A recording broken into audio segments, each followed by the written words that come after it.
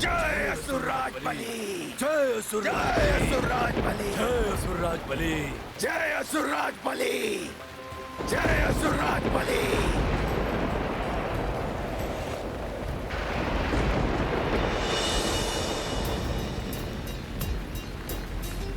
धन्वंतरी देव आयुर्वेद के साथ।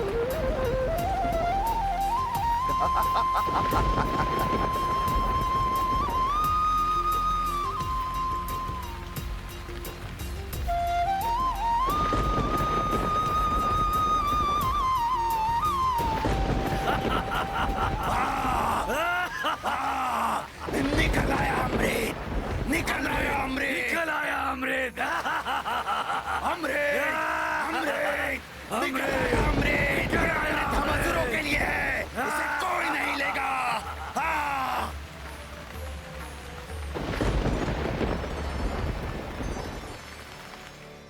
अच्छा, तो इसका अर्थ है असुर अमृत को बड़ी ही ललचाई दृष्टि से देख रहे थे। हाँ पुत्र, उन्हें तो मात्र अमृत से भरा हुआ कलश ही दिखाई दे रहा था।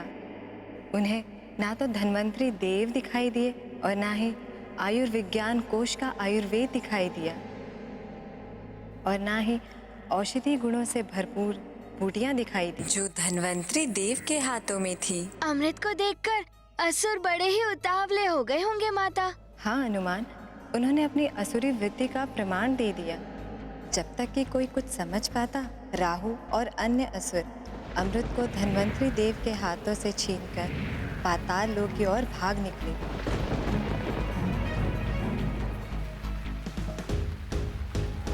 राहु!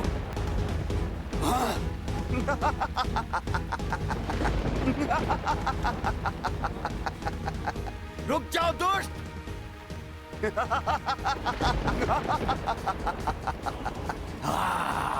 राहु कलश लिए छुपने का स्थान ढूंढ रहा था। इसी मात्र अमृत कुंभ से अमृत छलककर 4 स्थानों पर जा गिरा। हरिद्वार, प्रयाग, उज्जैनी एवं नासिक। कुंभ से गिरे उस अमृत के प्रभाव से चारों स्थान पवित्र हो उठे। जब राहु को छुपने के लिए कोई भी उचित स्थान नहीं मिला तो वो पाताल लोक जा पहुंचा। ये अमृत अब मेरा है। अब मुझे अमर होने से कोई नहीं रोक सकता। दैत्यराज बलि, देखा आपने, वो देवता कुछ नहीं कर पाए। उनके नेत्रों के समक्ष ही मैं ये अमृत ले आया। ये अमृत अब मेरा है, मेरा। हमारा कहो राहु। हाँ? ये अमृत अब हम सब असुरों का है। हाँ? हाँ, ओहो, ये सब सबका हम है। सभी का है। हम सभी का है।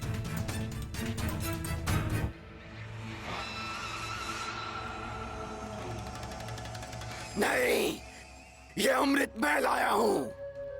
इसे सर्वप्रथम मैं ग्रहण करूंगा। नहीं, हाँ? इस पर प्रथम अधिकार हमारे दैत्यराज बलि का है। उसके पश्चात उनके विश्वस्त रक्षकों का और तब किसी और को प्राप्त होगा ये अमृत। नहीं, सर्वप्रथम अधिकार सबसे शक्तिशाली का होता है, इसलिए अमृत का पान सबसे पहले मैं करूंगा। ये मूर्ख आपस में ही लड़ते रहेंगे। उचित होगा कि मैं ये अमृत लेकर निकल ही जाऊं यहाँ से। हमें चाहिए, हमें चाहिए, मुझे चाहिए। राहु, तुम अमृत लेके कहाँ चले राहु? रुको! ये अमृत ले जाने से पहले तुम्हें हमारा सामना करना होगा। राहु! राहु! रुक जाओ राहु! राहु रुक जाओ! मूर्ख! ये मूर्ख असुर आपस में ही लड़ मरेंगे। आपस की लड़ाई का लाभ बाहर वाले उठाते हैं। ये इन मूर्खों को कौन समझाए? माता, ये तो बड़ी विचित्र सी बात है। असुरों को तो परस्पर सहमति से अमृत बांट लेना चाहिए था, परंतु वो तो आपस में ही लड़ाई करने लगे। श्वास प्रवृत्ति है ये, ना स्वयं खाएंगे ना ही किसी और को खाने देंगे। असुरी वृत्ति भी ऐसी ही होती है हनुमान। पहले वो देवताओं के साथ अमृत बांटना नहीं चाहते थे, अब अपने साथी असुरों के साथ भी उन्हें बांटना स्वीकार नहीं था। अधिक लालच जो प्राप्त हो रहा है उससे भी दूर कर देता है। हाँ माता, माँ भी कहती है लालच बहुत ही बुरी बला है। हाँ हनुमान, अब स्थिति ये थी कि देवता बिना अमृत के ही रह गए थे। देवगणों, ये दुष्ट असुर छल करके अमृत छीन ले गए हैं। यदि उन्होंने अमृत ग्रहण कर लिया तो बहुत बड़ा अनर्थ हो जाएगा। हाँ देवराज, यदि असुर अमृत पीकर अमर हो गए तो तीनों लोग उनके अत्याचारों से त्राहिमाम कर उठेंगे।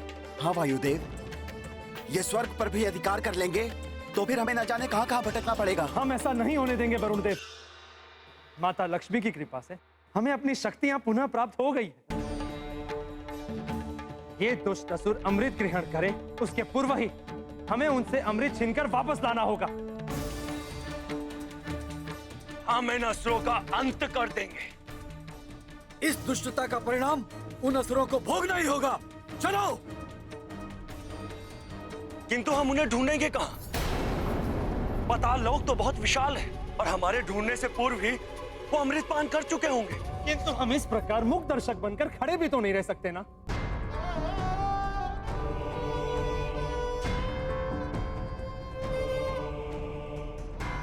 हे प्रभु,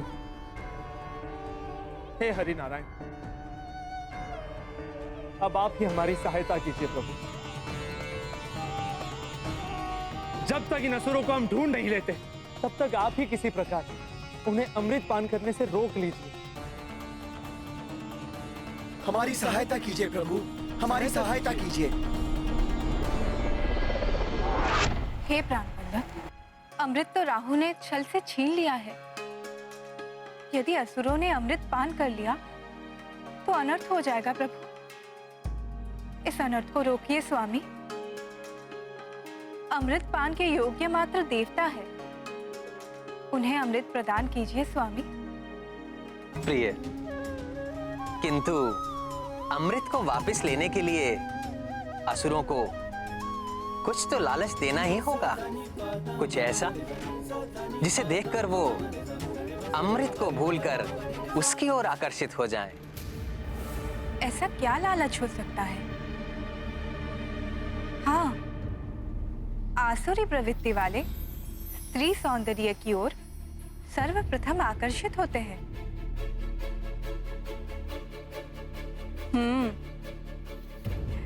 आपका मोहिनी रूप धारण करने का समय आ गया है प्रभु। समस्त संसार को मोह में डाल देने वाला आपका मोहिनी रूप। आपकी इच्छा अवश्य पूर्ण होगी प्रिय। वैसे भी नवविवाहित दुल्हन की इच्छा का सम्मान करना पति का कर्तव्य होता है।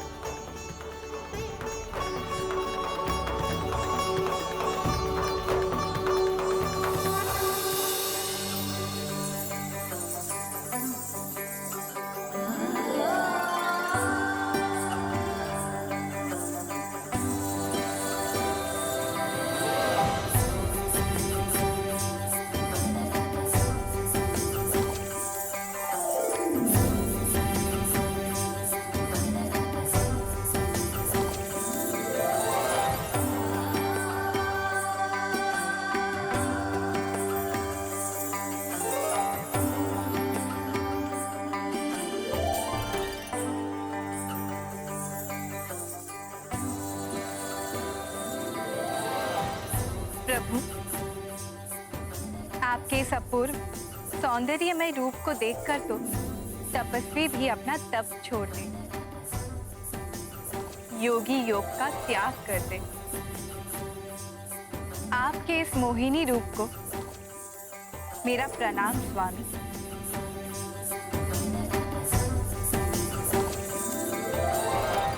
प्रभु श्री हरिनारायण देवी के रूप में।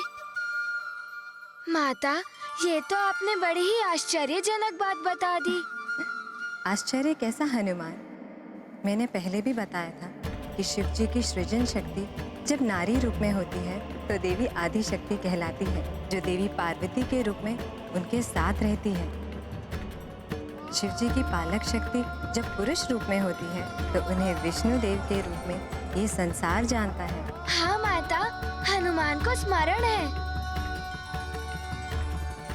तो हनुमान शिव की शक्ति देवी पार्वती एवं विष्णु जी है। तो उन्हीं की शक्ति ने जब नारी रूप धारण किया तो इसमें आश्चर्य कैसा। उन विलासी असुरों के हाथों से अमृत वापस लेने के लिए ही भगवान विष्णु ने अपनी मोह और माया के प्रयोग से मोहिनी रूप धारण किया। रुक जाओ, रुक जाओ, मुझे भी चाहिए अमृत। रुक जाओ, रुक जाओ, रुक जाओ, रुक जाओ, मुझे भी चाहिए अमृत। रुक जाओ, रुक जाओ, रुक जाओ। इन असुरों के हाथ में यह अमृत कुंभ पड़ गया तो सारा अमृत पी जाएंगे ये। इन्हें नहीं लेने दूंगा ये अमृत कुंभ। इतनी शीघ्रता से कहाँ जा रहे हैं राहु जी?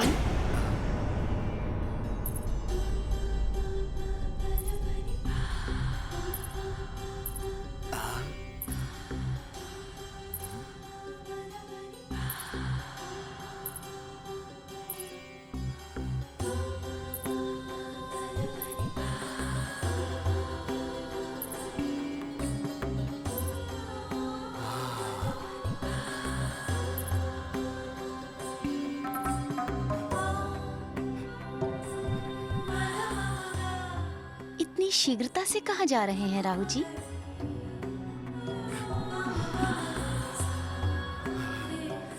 ये अपूर्व सुंदरी, कहीं ये स्वप्न तो नहीं?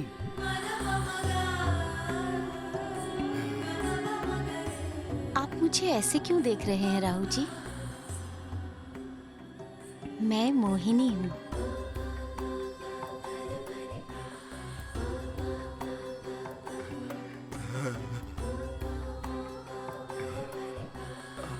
और क्या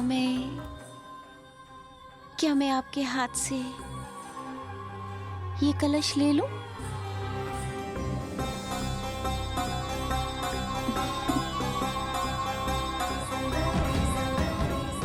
ले लो।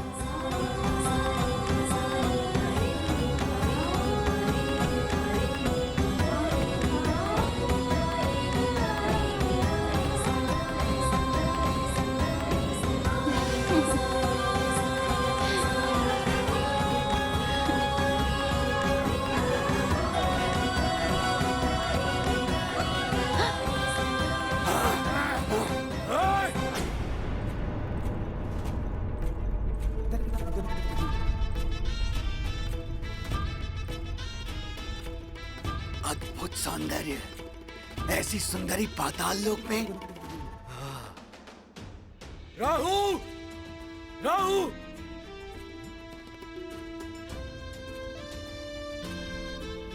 ऐसा अप्रतिम सौंदर्य तो आज तक नहीं देखा। अप्सराएं भी लजा जाए इसके समक्ष। कौन है ये सुंदरी?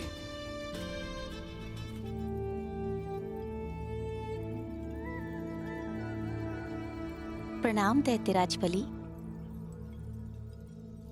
हमें ज्ञात है कि आप सब लोग अमृत पान करना चाहते हैं, है ना? किंतु आप एक दूसरे से यूं ही लड़ते रहेंगे तो अमृत पान कब करेंगे? और यदि मैं आपकी इच्छा की पूर्ति कर दूं तो? अपने कोमल कोमल हाथों से आप सबको अमृत पान करवा दूं तो?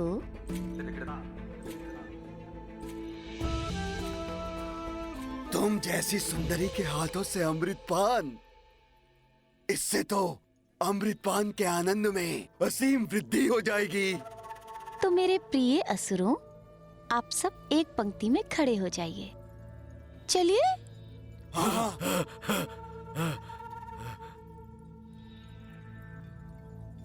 और महाराज बलि, आप राजा हैं, इसलिए आप इसके सर्वप्रथम अधिकारी हैं।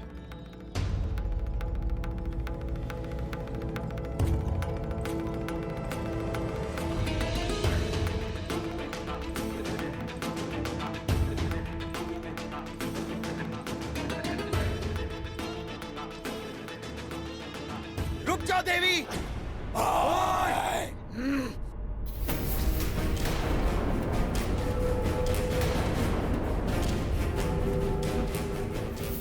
इस अमृत पर असुरों का नहीं, हम देवताओं का अधिकार है। असुर अमृत पान नहीं कर सकते।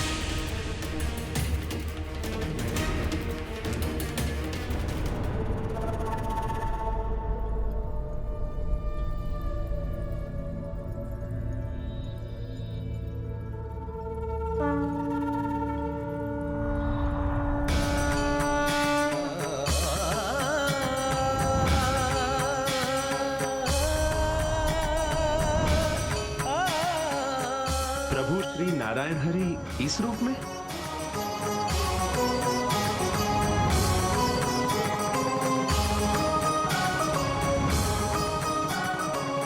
क्या देख रहे हो देवराजेंद्र?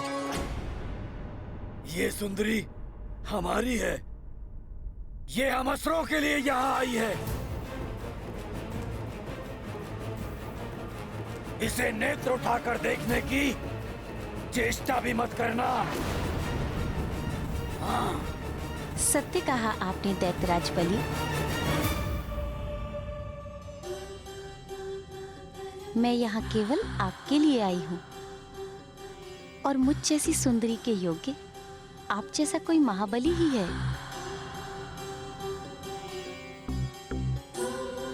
ये देवता नहीं। हाँ हाँ ठीक है, किंतु इस अमृत पर हम देवताओं का भी तो अधिकार है।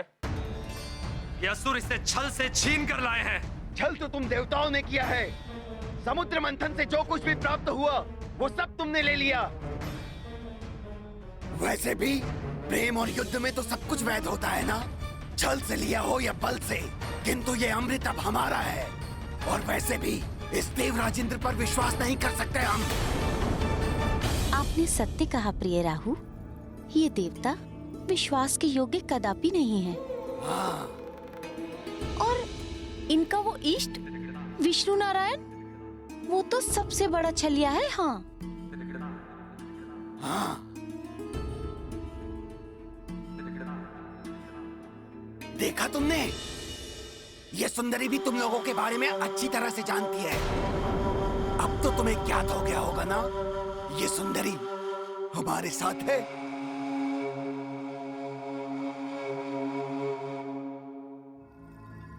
किंतु राहु जी, इन देवताओं ने भी समुद्र मंथन में श्रम करके ये अमृत प्राप्त करने के लिए बहुत योगदान दिया है। मैं तो कहती हूँ इन्हें थोड़ा अमृत दे ही देते हैं।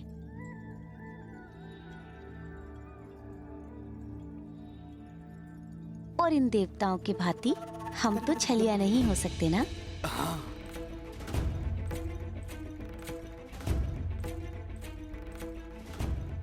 किंतु सुंदरी, इन्हें ये अमृत दे दिया तो? राहु जी, कम नहीं पड़ेगा।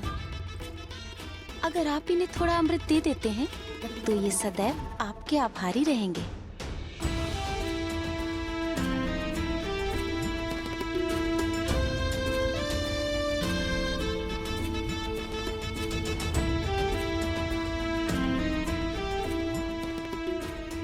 तो क्या कहते हैं आप महाराज बलि? हाँ हाँ ठीक है, दे देंगे इन्हें।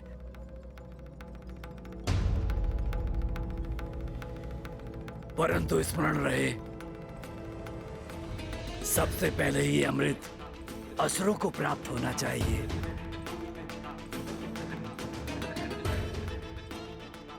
दैत्यराज बलि ने कह दिया है तो मैं भी अपने राजा की बात से सहमत हूँ। किंतु मैं इनकी बात से सहमत नहीं हूँ। अमृत पान करने के पश्चात ये लोग हमसे भी तो छल कर सकते हैं। हम इन असुरों पर विश्वास नहीं कर सकते।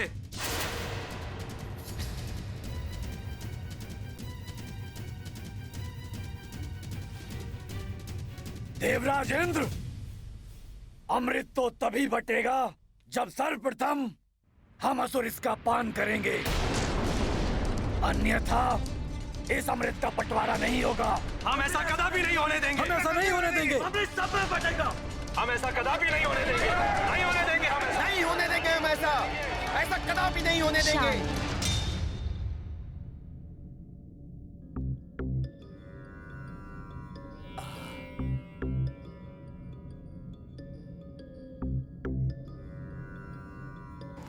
असुरों, क्या आप लोगों में से कभी भी किसी ने अमृत देखा है?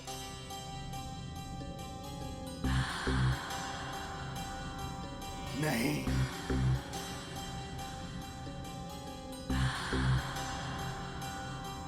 बताइए महाराज, और क्या कभी अमृत ग्रहण किया है? नहीं ना? आपने? और आपने?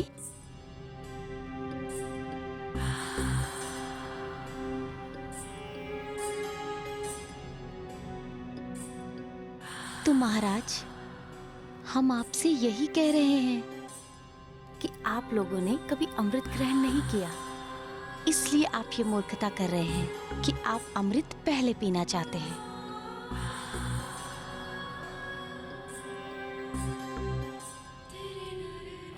कहना क्या चाहती हैं सुंदरी? मैं कुछ समझा नहीं। महाराज, हम जब भी अमृत को किसी पात्र में रखते हैं तो उसका ऊपरी हिस्सा जल के समान पतला हो जाता है और उसके नीचे तली वाले हिस्से में गाढ़ा अमृत रहता है, और वही गाढ़ा अमृत प्राणियों को अमर करता है, और ऊपरी भाग का जल के समान अमृत ज्यादा प्रभावकारी नहीं होता। अच्छा, तो ये बताओ कि तुम ये गाढ़ा अमृत हमें ही क्यों पिलाना चाहती हो? इसलिए मेरे प्रिय राहु, ताकि आप सब असुर अमर हो जाएं, ताकि आप पाताल से निकल के स्वर्ग पहुंच जाएं। इन इंद्रादि देवताओं ने सदैव ही भोग विलास पूर्वक जीवन जिया है और आप सबको पाताल में रहने के लिए विवश कर दिया।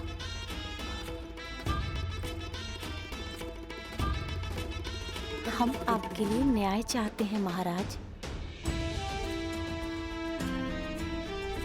और आपके लिए भी।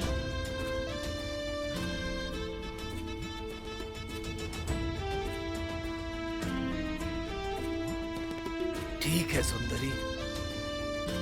असुरो, मुझे इस सुंदरी मोहिनी की बातों पर पूर्ण विश्वास है। मैं तुम्हारा राजा बलि ये आदेश देता हूं कि अमृत का बंटवारा सुंदरी मोहिनी के कहे अनुसार ही होगा।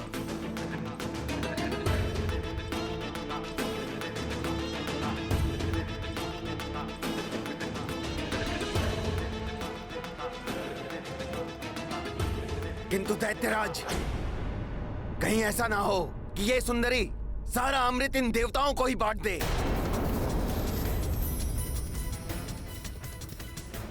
ठीक है, तो मैं नहीं बांटती अमृत।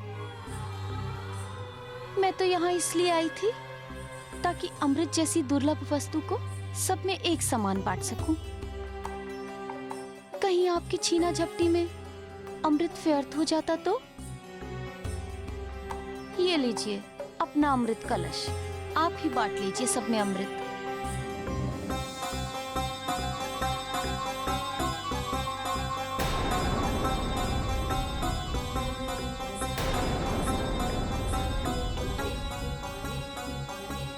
ये ले लीजिए अपना कलश महाराज। मैं चलूं?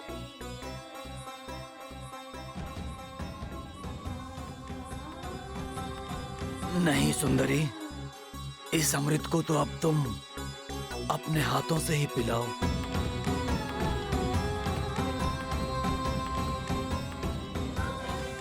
हाँ, और तभी हम इसे ग्रहण करेंगे।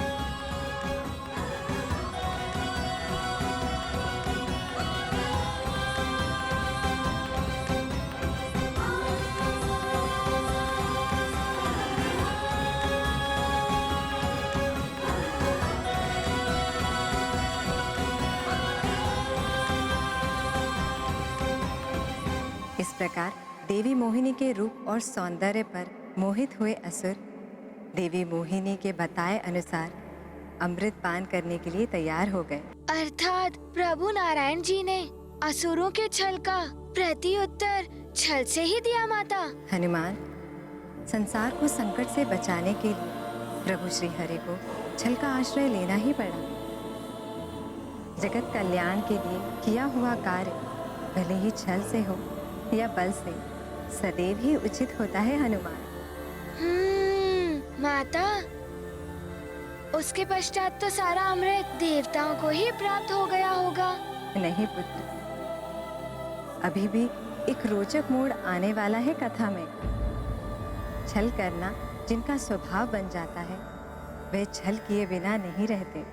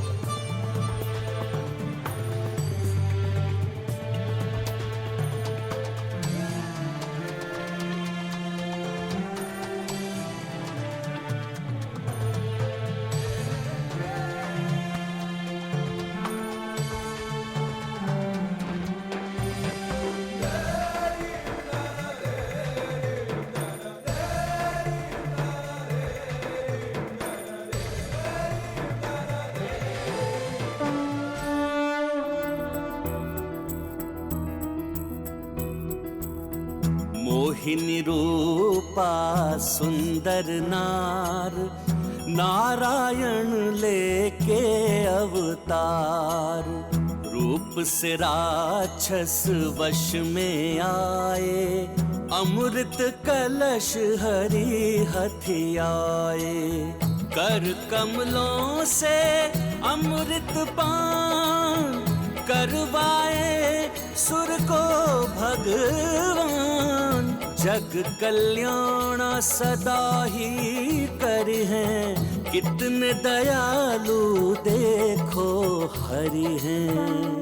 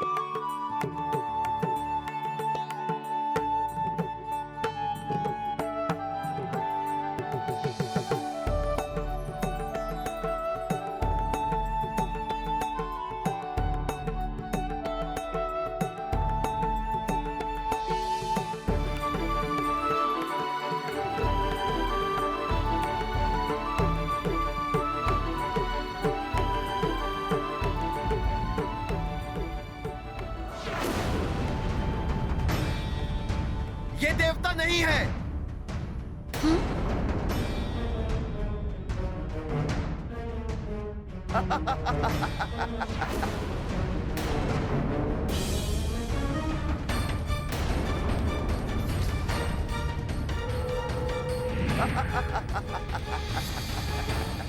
राहु,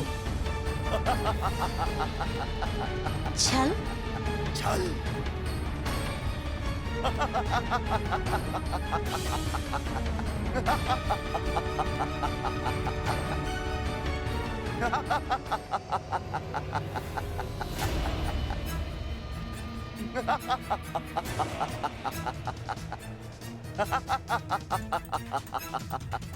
मैं अमर हो गया। अमृत का पान तो मैंने कर लिया। मुझे तो तुम पर पहले ही संदेह हो गया था सुंदरी मोहिनी, इसीलिए मैं देवताओं की पंक्ति के मध्य जाकर खड़ा हो गया था।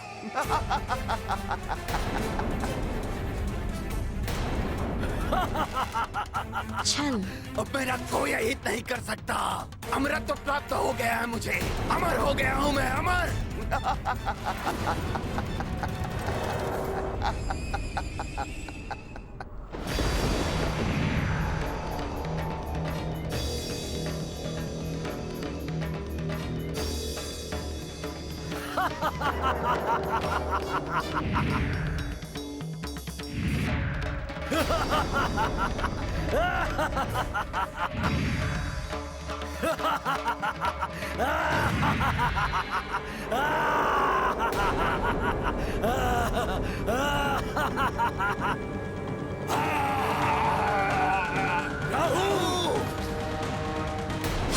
देवताओं और असुरों में युद्ध प्रारंभ हो गया, क्योंकि देवता अमृत पान करके पुष्ट एवं अमर हो चुके थे। देवी लक्ष्मी और प्रभु श्री नारायण के आशीर्वाद की शक्ति भी उनके साथ थी। देवताओं ने सहज ही असुरों को परास्त कर दिया। तो ये कथा थी प्रभु श्री नारायण के कूर्म अवतार की। एवं इसी कथा में प्रभु नारायण जी ने देवी मोहिनी का रूप धारण करके असुरों से अमृत की रक्षा की। तो हनुमान, अब ये बताओ कि इस कथा से हनुमान को क्या सीख प्राप्त हुई? मैंने इससे ये सीखा कि यदि दृढ़ इच्छा शक्ति हो तो प्रभु नारायण के कूर्म अवतार की ही भांति अपने पृष्ठ पर मंदराचल पर्वत को रखकर उसे मतवाकर हम समुद्र से अमृत निकलवा सकते हैं। छल से किए गए कार्य का दुष्परिणाम उसे भोगना ही पड़ता है, माता, जैसे उस राहु ने भोगा था। सत्य कथन है हनुमान। किंतु माता, प्रभु श्री हरि के देवी मोहिनी के अवतार के बारे में सोचकर हनुमान अत्यंत उतावला हो रहा है। ये बाल सुलभ उतावलापन है हनुमान। आओ मेरे साथ प्रभु मोहिनी के अवतार की स्तुति गाओ, तुम्हारा मन शांत हो जाएगा।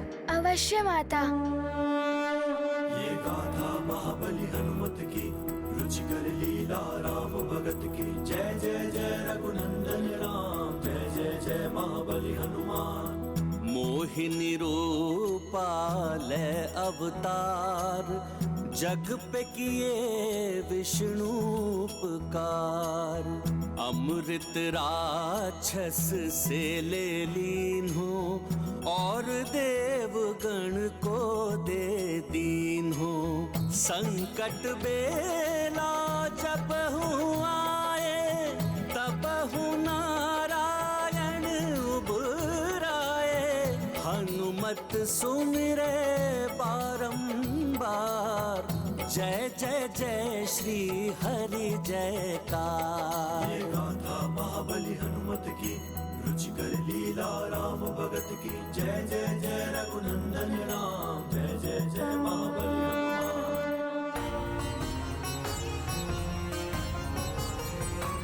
हनुमान, अब तुम्हारा मन शांत हो गया ना हनुमान? हाँ माता। तो तुम अब प्रभु श्री नारायण के अगले अवतार के बारे में जानने के लिए प्रस्तुत हो? हाँ माता, शीघ्र बताइए ना, प्रभु श्री नारायण ने तृतीय अवतार कौन सा धारण किया और उनके तृतीय अवतार की कथा क्या थी? प्रभु श्री नारायण का तृतीय अवतार था वराह अवतार,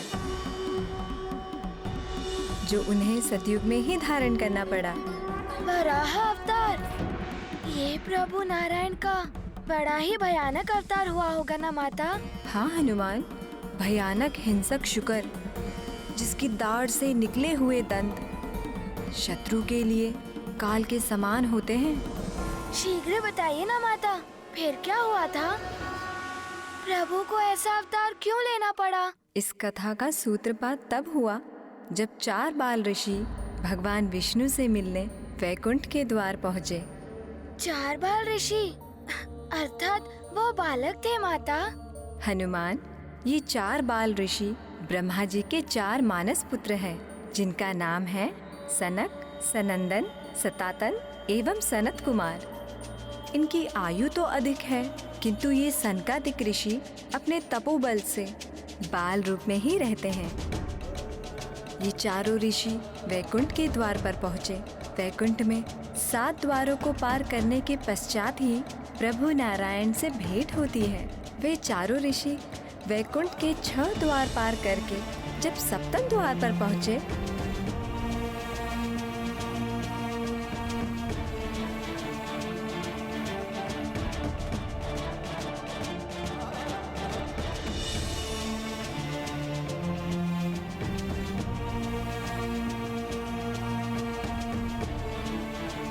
रुक जाइए बाल ऋषियों, आप बिना अनुमति के भीतर नहीं जा सकते।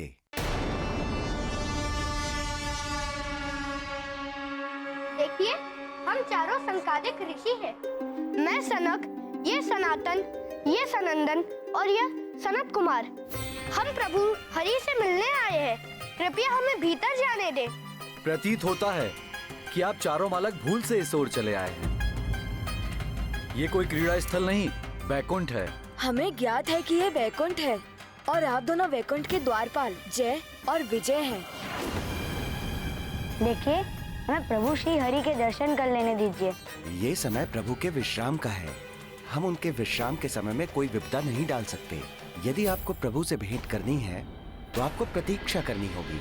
उचित है, तो हम यही उनकी प्रतीक्षा कर लेते हैं।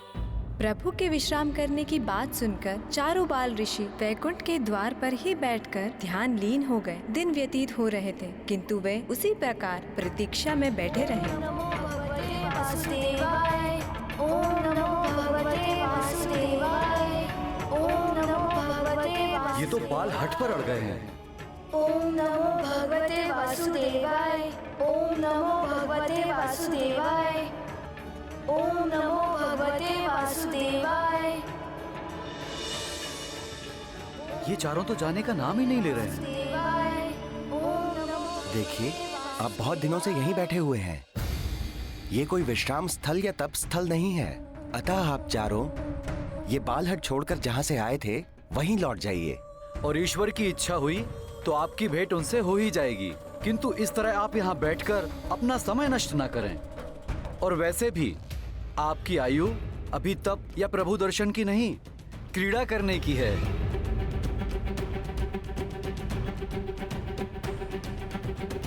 देखिए, हम बड़े मनोयोग से प्रभु दर्शन को आए हैं। हमें उनसे मात्र एक बार भेंट कर लेने दीजिए। हमारे दर्शन मात्र से उनके विश्राम में व्यवधान भी नहीं आएगा। यदि उन्हें हमारे बारे में ज्ञात होगा तो वे हमसे भेंट करने से भी मना नहीं करेंगे।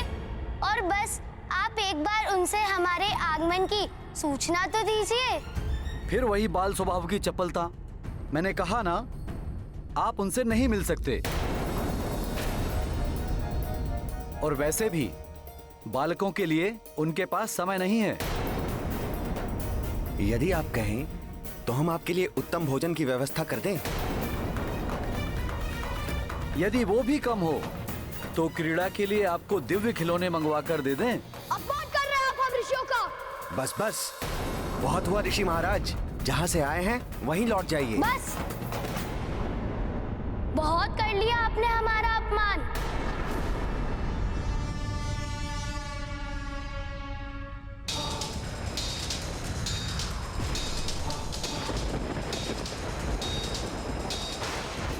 जय विजय, प्रभु के द्वारपाल तो बन गए हैं आप, किंतु प्रतीत होता है कि आपने अपने ज्ञान के द्वार बंद कर रखे हैं। अन्यथा वैकुंठ के वासी होकर हम ऋषि का इस प्रकार अपमान नहीं करते। आप दोनों भगवान के निकट रहने के योग्य कदापि नहीं हैं। हम ऋषियों का परिहास करके आप दोनों ने अपनी आसुरी वृत्ति का परिचय दिया है। हम तुम्हें शाप देते हैं। अपनी इसी आसुरी वृत्ति के साथ तुम दोनों पृथ्वी पर जन्म लोगे और जन्म मृत्यु के बंधन में बंधे रहोगे।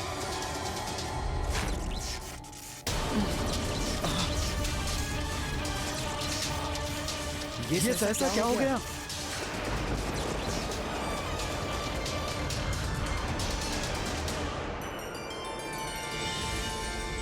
प्रभु। प्रणाम प्रभु। सनकादिक ऋषि, मेरे लोक में आप ऋषियों का स्वागत है। प्रणाम सनकादिक ऋषि। आपका यहाँ आना सुखद है। मेरे द्वारपालों के अभद्र व्यवहार के लिए मैं आप सबसे क्षमा का प्रार्थी हूँ ऋषि। प्रभु, क्षमा मांगकर हमें लज्जित ना करें। इन द्वारपालों ने जो किया अज्ञानतावश किया। प्रभु, हमसे बहुत बड़ी भूल हो गई। हम ऋषिवरों की तेजस्विता को नहीं पहचान पाए प्रभु। हमने बालक समझकर इनसे अभद्रता की, जिसके फलस्वरूप हम इनके श्राप के भागी हो गए हैं। इनके श्राप के फलस्वरूप हमें पृथ्वी लोक पर जन्म लेना पड़ेगा प्रभु। हम आपसे दूर नहीं जाना चाहते प्रभु।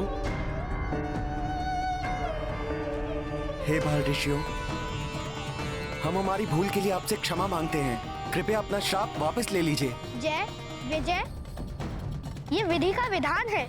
श्राप हो या वरदान, हम उसे वापस नहीं ले सकते। अतः हम ऐसा करने में असमर्थ हैं।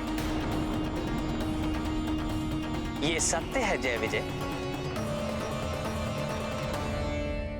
कि सनत कुमारों के द्वारा दिया गया श्राप वापस नहीं हो सकता। तुम दोनों को पृथ्वी पर जन्म लेना ही होगा, किंतु हम तुम्हें इसके लिए विकल्प अवश्य दे सकते हैं। या तो तुम 7 जन्मों के लिए मेरे महाभक्त बनकर पृथ्वी पर जन्म लो, या फिर 3 जन्मों के लिए मेरे घोर शत्रु बनकर पृथ्वी पर जन्म लो। उसके पश्चात तुम वापस वैकुंठ में मेरे द्वारपाल बनकर सदा मेरे साथ रह पाओगे। किंतु अब ये तुम पर है कि तुम कौन सा विकल्प चुनते हो।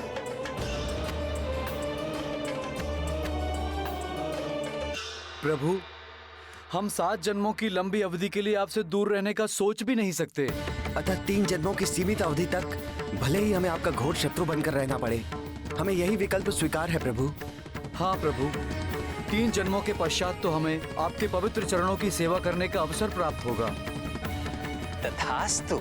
माता, वैकुंठ के द्वारपाल जय विजय किस प्रकार उन 3 जन्मों में श्री हरि नारायण प्रभु विष्णु जी के शत्रु बने? कौन थे वो प्रभु के 3 शत्रु? बताती हूँ, तुम्हारा मन शांत हो जाएगा। माता, शीघ्र बताइए ना। हनुमान जाने के लिए बहुत अधीर हो रहा है कि श्रापित होने के उपरांत उन 3 जन्मों में जय विजय ने कौन से रूप लिए।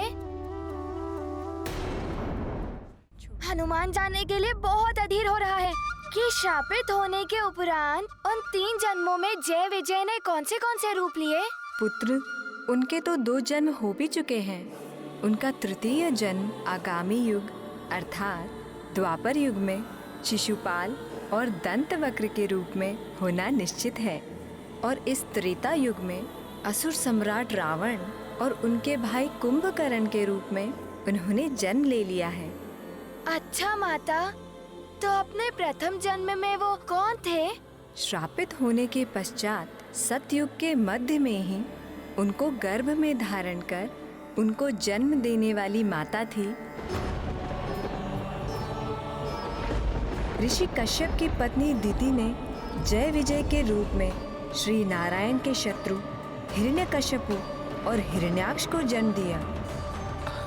धैर्य रखो प्रिय, धैर्य रखो। आयु के साथ साथ उनकी आसुरी वृत्तियों में भी वृद्धि होने लगी। हिरण्यकश्यपु और हिरण्याक्ष ने अत्यंत क्रूर असुरों का रूप ले लिया। अर्थात वो निर्दोष जीवों को कष्ट देने लगे माता। हाँ पुत्र, अपने इसी स्वभाव के कारण उनका व्यवहार जगत पालक प्रभु विष्णु जी के प्रति शत्रुतापूर्ण था। छोटा भाई हिरण्याक्ष तो सदैव उपद्रव करने के लिए आतुर रहता था। धर्मपरायण और सत्यनिष्ठ व्यक्तियों को सताना, किसी का भी वध कर देना जैसे क्रीड़ा कर रहा हो। अकारण युद्ध के लिए सदैव तत्पर रहना, ऐसे दुष्कर्म थे उसके।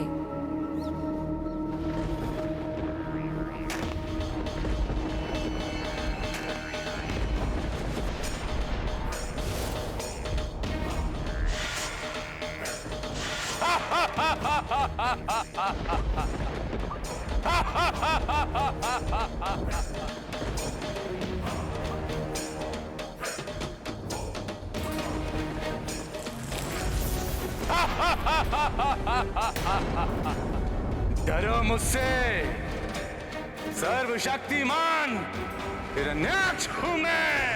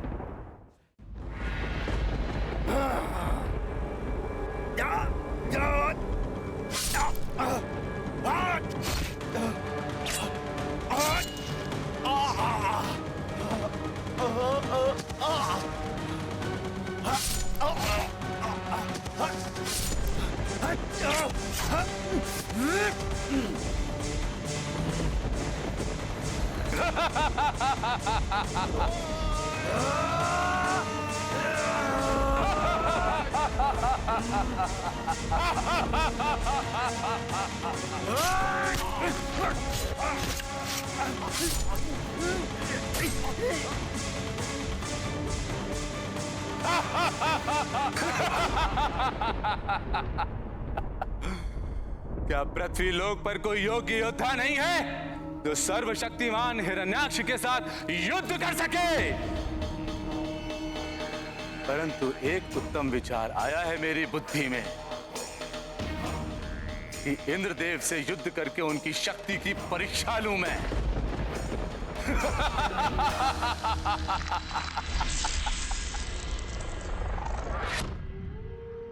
इंद्रदेव, बाहर निकलिए। मैं सर्वशक्तिमान हिरण्याक्ष आपको युद्ध की चुनौती देता हूं। देखते हैं मेरे समक्ष आप कितने अधिक समय तक सुरक्षित रह पाते हैं।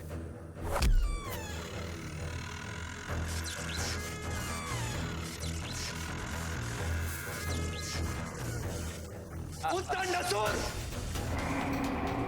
इंद्रलोक पहुंचकर देवराज इंद्र को चुनौती देने का दुस्साहस कैसे किया तुमने? चुनौती तो प्रारंभ मात्र है इंद्रदेव। मैं अपनी शक्ति से आपको धूर्त कर दूंगा।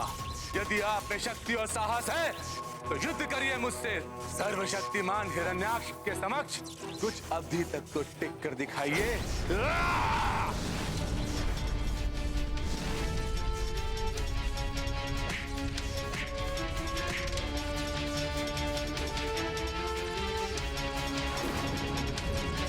स्वयं को संभालिए देवराज इंद्र। युद्ध कौशल और बल में इससे कहीं अधिक श्रेष्ठता की अपेक्षा की थी इस सर्वशक्तिमान हिरण्याक्ष ने।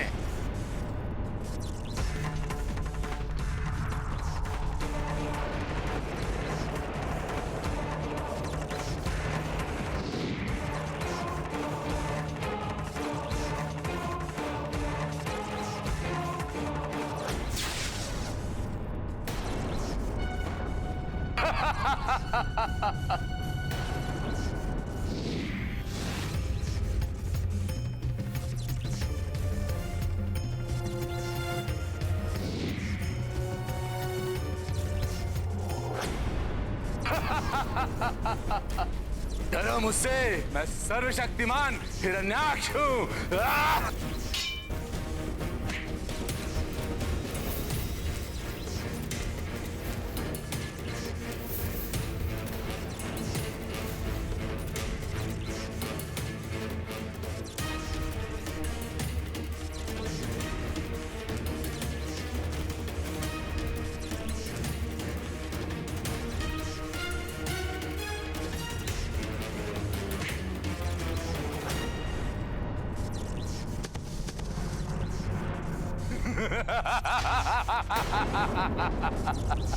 पराजय स्वीकार करते हैं इंद्रदेव, या प्राणघाती प्रहार करूं आप पर?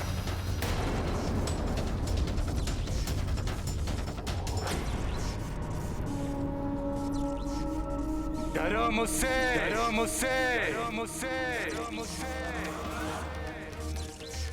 सर्वशक्तिमान, शक्तिमान, शक्तिमान, शक्तिमान। हिरण्याक्ष हूं मैं।